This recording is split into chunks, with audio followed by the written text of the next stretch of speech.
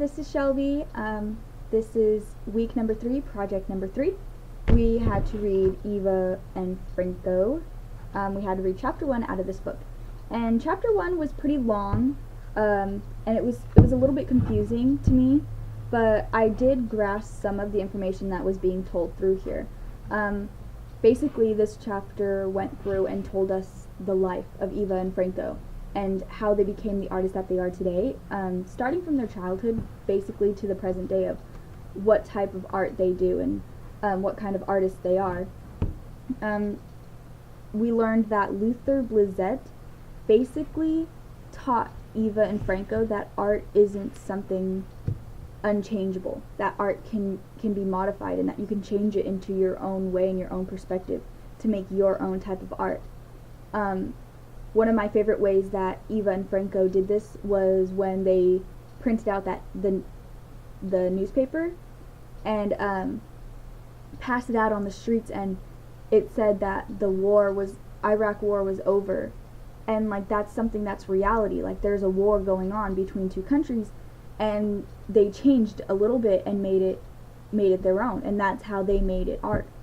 They made something that was true and everybody knew about, that they believed the war was still going on, and they passed this out saying it was over, and that's how they made their form of art.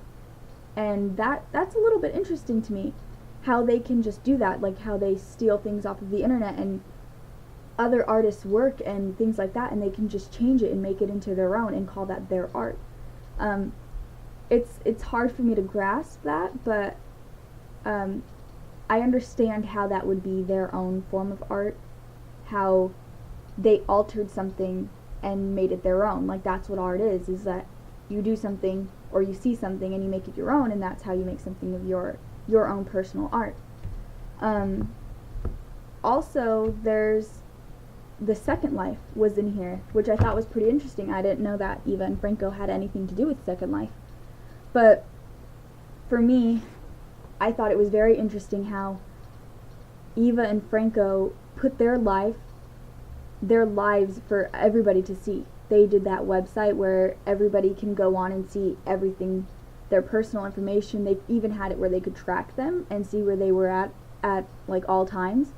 And they used Second Life kind of as their escape from that, from everybody else in the world.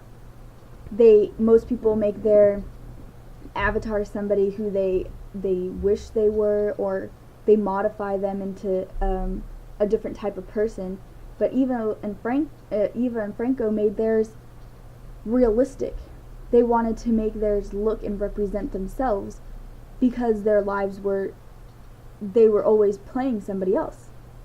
They were always another artist, or on the net web thing. I don't really understand what that means, but I know that impacted their lives to the point where they needed Second Life to be their reality, to be themselves. They needed Second Life, and I thought that was very interesting.